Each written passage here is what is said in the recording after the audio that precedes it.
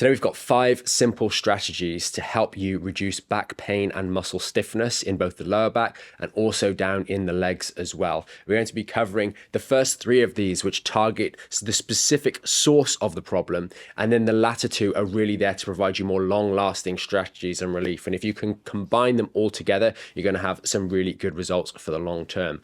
All too often, people get caught out doing the wrong sort of things.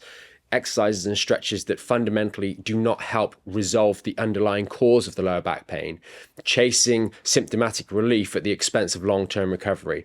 And if you follow these tips, you're going to avoid those errors and ultimately start to build a recovery process that compounds, leading to lasting relief and improved resilience in your lower back, reducing the risk of future episodes of back pain and or sciatica as well. So let's get stuck into the first one, which is going to be reducing the local inflammation in that lower back at the source of injury. We want to target this area because the lower back is a little bit different to other areas. We have a confined space where the discs might be bulging, the nerves might be being compressed, and at the source of that injury, we have the problem. And excess inflammation building up in that area is going to aggravate those nerves and then send signals, not only building pressure in your lower back, leading to tension in the lower back, but also aggravating the muscles that control where control comes from in that lower back area, such as the glutes, the hamstrings. So they're going to be tight as a result of that. If we can incorporate something effective like contrast therapy, then we can target in a targeted way, reduce the levels of inflammation directly in that lower back area where the injury is. That's going to decrease the cause of the stiffness and tightness that is occurring on a daily basis. Now, we've shot some recent videos to help you get a better understanding of how precisely you incorporate contrast bathing. We can all do it at home for free. All we need is a heat pack and an ice pack, and you can use household items to replace an actual pack, or if you want to get a pack, you can get them off at places like Amazon for next to no money at all. And what we're going to do here is we're going to use 3 to 5 minutes of heat, and then we're going to follow that by 3 to 5 minutes of ice. We repeat that cycle 2 or 3 times, taking 20 to 30 minutes in total. And all we do is we literally tuck the ice pack or the hot pack down the back of our trousers, so it's right in the target spot. And we shot, as I said, those videos very recently, which we'll link in the description, a simple step-by-step guide that you can just follow along and do that. So I won't cover all of the details here. But using contrast bathing can help you in a targeted way reduce the levels of inflammation in and around that lower back. Those are the sorts of things that cause the stiffness to develop at night, or to come on after the end of a long day's work, or just to come on randomly through the day as a result of aggravations. And so it's really important that we get on top of something like contrast bathing, because it massively decreases the need to use other interventions such as medications, etc., that are going to maybe have unwanted side effects, plus maybe not actually target the source of the problem in of itself. So really, really an important one to get a handle on that, because it will make your day-to-day activities much, much easier. And also you'll find that it combines really, really nicely with some of the other tips that we're going to talk about today. The next one is going to be reducing the pressure on both the spine and your muscles as well. And we can do this very effectively from home by incorporating a degree of at-home spinal decompression. What are we doing here? We're taking pressure off those discs, bearing in mind that more or less all cases of lower back pain, it is a failure to deal with the compressive load of gravity. You ask anyone who's got lower back pain or sciatica, what's one of the few things, or what's one of the common things that they all don't want to do? Bear more load. Sometimes that's carrying something simple as a carton of milk or the shopping. Other times it's even more sinister. Carrying your own body weight is enough to create problems. And that's aggravating the source of the lower back pain and muscle stiffness, and therefore creating more inflammation. So we can see if we can intervene here to reduce the pressure on these structures, we're going to not only reduce the aggravation, we're also going to reduce the inflammation, which we're also addressing in point number 1. So that's a really important sort of combination. And we can do this in a couple of different ways. We've covered these on the channel before, and again, we're trying to make this episode as helpful as possible for you. So we've linked to some resources, but very recently we did a 3 ways to decompress your spine at home, and it uses, again, household tools and items. One of the staples of the Back in Shape program is going to be the lumbar towel decompression exercise, which is simply taking a rolled up towel and placing it underneath your lower back to provide a gentle decompression to the discs, taking pressure off the spine, bones and joints, but also by restoring the natural curve or supporting the natural lordosis, you're able to also take pressure off the muscles and the ligaments. We spend so many hours every day sitting at the desk, at home, in the car, when we're chilling out in the evenings in front of the TV perhaps. And all of that is doing two things. It's one, compressing down on those discs that are injured and at the source of the problem. But it's also flattening and eliminating the lumbar lordosis, which is the natural backward bending arc that we should all have in our lower lumbar spine. And by using something like the towel or the bed decompression, you can unload the spine, but also take those muscles off tension, because ultimately they're unhappy, they're tight, they're stiff because they're being pulled apart every day because you're sat with a rounded lower back in these various positions and not quite aware of the fact that you're making the problem worse. And what's worse still is for some with a lot of inflammation in the lower back, they find those seated positions and rounded positions actually temporarily relieving, which gets you into this cycle of doing something that fundamentally is making the problem worse, almost getting hooked on it, kind of like a drug. And we'll kind of cover this in the next point as well. But I'll finish this point up here by pointing you to a couple of resources. So that we've got that one video that we mentioned a moment ago, the 3 ways you can do it, do the decompression at home. So check that one out. And you can do, I would recommend strongly the towel and the bed decompression. It's 2 great ways you can do this periodically for 3 to 5 minutes during the day. As I said, instructions are there. And then also we have a video on the step-by-step guide to using inversion tables. Not everyone's going to have these, but if you do, you can use this tool as a safe and effective way, as long as you use it responsibly, to decompress the spine and take pressure off those structures. And these first 2 points work so well with one another to complement each other. We're taking pressure off the injured structure and we're reducing excess inflammation. Over the course of a couple of days to a couple of weeks, that's really going to get things handled, reduce and manage the inflammatory process that's happening in that lower back. So that it's not building up pressure in that area, aggravating, let's say, the root of the sciatic nerve, giving you pain or muscle stiffness in the hips or further down the leg, not to mention, obviously, the lower back as well. So then we get to the third point, and this is kind of tying off these first ones that are kind of targeting the source. And this is stop flattening your lower back. We've been obviously treating patients over the years, and we've been seeing members in the program as well for many years now. And the amount of people, probably more or less everybody, has been recommended knee hugs, child's pose, maybe some pelvic tilts as well, to help relieve their lower back pain. All of these things involve replicating the very type of injury that was at the origins of your lower back issue. Maybe it was a one-off event, you were bending down to touch your toes, to put the socks on in the morning. Not to touch your toes, but to put the socks on. Maybe you've been sat down for a long period and you got up and you realized, oh, that's where my back started, so to speak. It's all forward bending and compressing the spine and stretching all those structures. The notion that we should treat that by continuing to do the same activity is really quite silly. But it's something that so many get caught out doing, because doing those movements actually provides more or less immediate relief at the time you're doing them. We've gone to great lengths in other episodes of the podcast to cover why this is a bad issue, and you can definitely check out some of those episodes to better understand the theory behind this. But in short, all it's doing is making the holes on the back of your spine larger, which decreases the pressure of that inflammation building up. Well, now we've got tool number 1, or strategy number 1, so we can do that in a safer way without compromising the lumbar spine.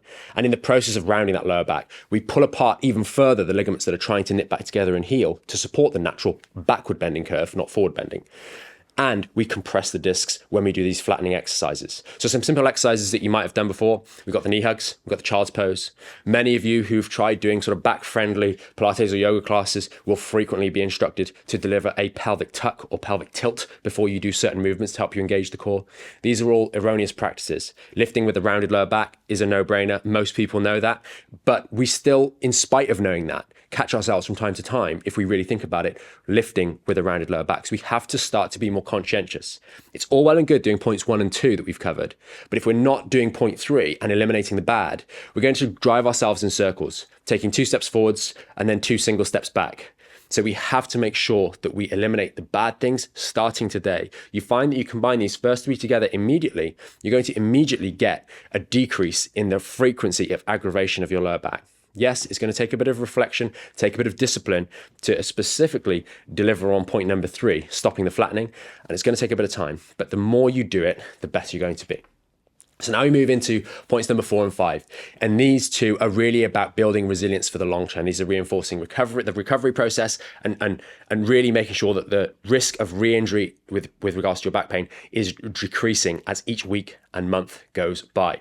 So the first one we're going to be doing is increasing and rebuilding the strength of your muscles and bones. And this is something so vital. So many people will be able to experience what it's like when they have weakness.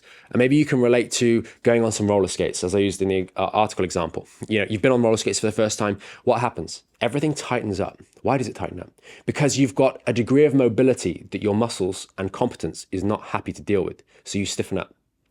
If we're lifting a very heavy load at the maximum of our, or close to the maximum of our capacity, those of you that work out in the gym, maybe have a bit more of a background in that regard, you're going to find that as you get close to that point, you start to shake, you start to stiffen up, etc. Why? Because the muscles are being taxed close to what they're capable of doing. Well, unfortunately for many people, the muscles and the control of movement in the lower back and by the muscles that support the lower back, namely the hip musculature and the leg musculature, are so very weak that they're just tight every day, all the time. And what we're looking to do is upgrade those muscles. And that's where resistance training and strengthening comes in. We have to rebuild the strength of our body in a safe and effective way. And that often throws up all sorts of concern. Oh, I can't do that. I can't do this. I can't do the other. So we've got 3 specific examples that we know from the experience of those tens of thousands of patients and many more than that in terms of members that have come through the program over the years have told us, because we'd ask them when they were patients in the clinic and our patients in the clinic what they're doing. By definition, they've turned up at the clinic. Even if you're going to have surgery, you're going to do these things, most likely, at least 1 or 2 of them. Even on your way to have that emergency surgery, you're already doing them. So understand that you are doing these things every day. You can either choose to do them well and learn how to do them well, or you can continue to do them badly, irrespective of whether you want to or not. And that's very important. These 3 examples are, number 1, getting out of a chair. Could be getting out of bed and getting into said chairs, getting off the toilet seat, example. Number 2 is going to be going upstairs or up a step or down a step. And number 3 is going to be washing your face, washing your hands, or brushing your teeth. All of these 3 things can be described in a different way. They're described as a squat, a lunge or reverse lunge, and a hip hinge. If we say to people, and we frequently do, you're going to have to start doing these exercises, they go, oh no, I can't do that, can't do that.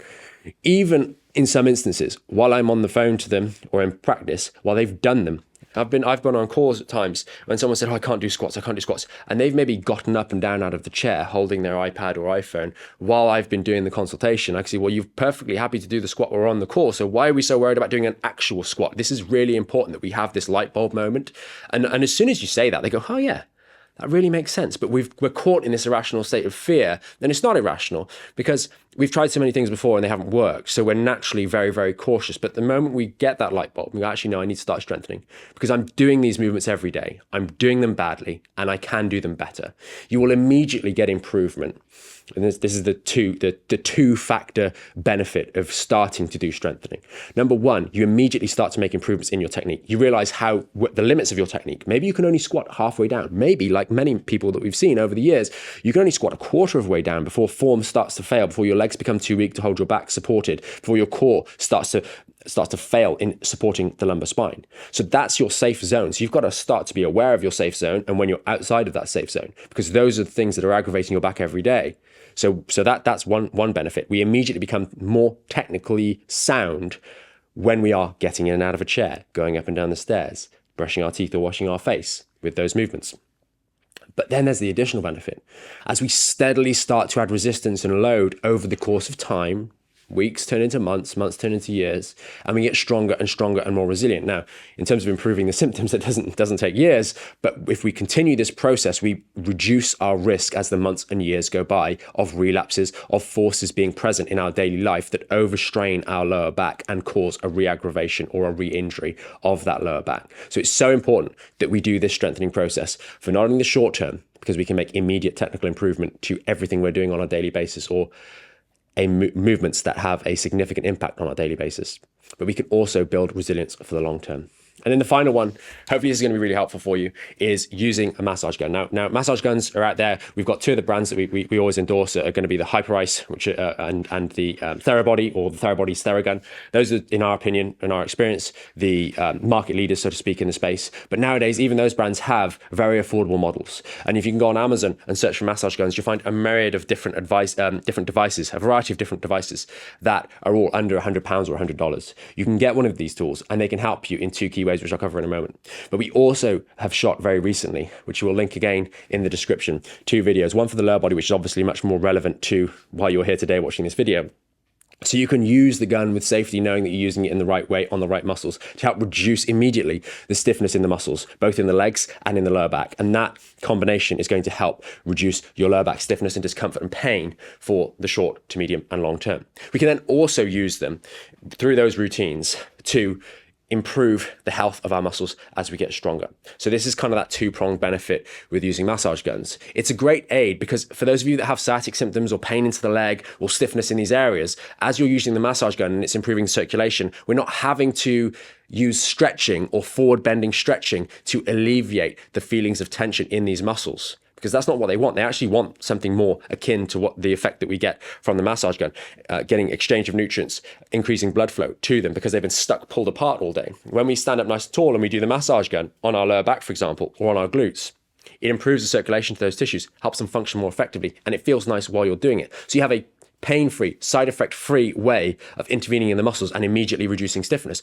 Granted, while we still have a back injury, while we still have active inflammation, that effect is going to be temporary. That's why you're doing all of the 5 points, not just point number 5. You have to do it all together, and you have to do it in a consistent way over a period of time. But the longer term effect or benefit of the massage guns is that using them in combination with your training can help you recover faster from training, can help you have more effective strength training progress, if you will.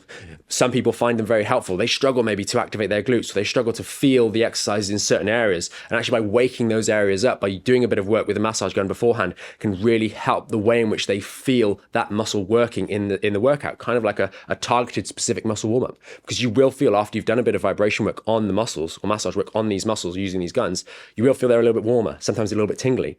It just makes them more woken up and ready to use. So that's a great tool. We can also use them on the other end of things. We can use them before stretching to make our stretching a little bit more effective. We can use them whilst we are stretching for quite a profound improvement in the moment-to-moment stretching to make those muscles relax a little bit more. So there's loads of ways in which you can use this tool, which is relatively speaking inexpensive, to optimize your recovery process. And not only if you've got lower back pain, you might have other injuries or other aches and stiffness, etc. And you can use it at other times as well. So it's got multiple uses. And as I said, they've come down in price tremendously since compared to what they used to be.